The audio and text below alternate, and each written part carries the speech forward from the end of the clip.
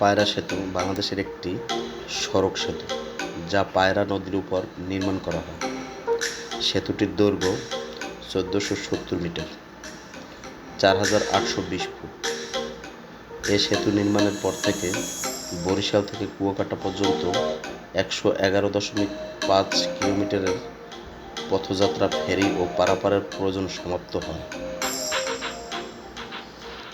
ঢাকা-বরিশাল-পটুয়াখালী কুয়াকাটা মহাসড়কের পটুয়াখালী-ধুমকি উপজেলার লেবুখালী এলাকার পায়রা নদীর ওপর নির্মাণ করা হয় পায়রা সেতু।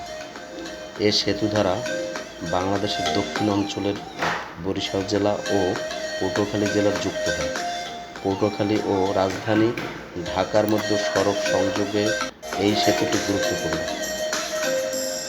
২০২১ সালের ২৪শে অক্টোবর যানবাহন চলাচলের জন্য সেতুটি খুলে দেওয়া হয়। বরিশাল-পটুয়াখালী সড়কটি কুয়াকাটা অবধি বিস্তারিত। ঢাকাসহ দেশের গুরুত্বপূর্ণ স্থানের সঙ্গে দক্ষিণ অঞ্চলের যোগাযোগ ব্যবস্থা হচ্ছে এটি। ঢাকা থেকে বরিশাল পর্যন্ত বিভিন্ন নদীতে সেতু নির্মাণের ফলে সড়ক পথে যেতে কোথাও জনগণকে ফেরিতে পারাপার হতে হয় না। কিন্তু পায়রা নদীতে ফেরি ছাড়া পটুয়াখালী যাওয়া অসম্ভব ছিল। এতে সময়ের সঙ্গে অর্থেরও অপচয় হতো। তাই বাংলাদেশ সরকারের সড়ক ও জনপথ অধিদপ্তর পায়রা সেতু নির্মাণের জন্য একটি উন্নয়ন প্রকল্প প্রণয়ন করে। এ প্রকল্পে বরিশাল-পটুয়াখালী সড়কে বাকেরগঞ্জ ও ধুমকি উপজেলায় লেবুখালী নামক স্থানে পায়রা নদীর উপর এ সেতুটি নির্মাণের পরিকল্পনা করা হয়।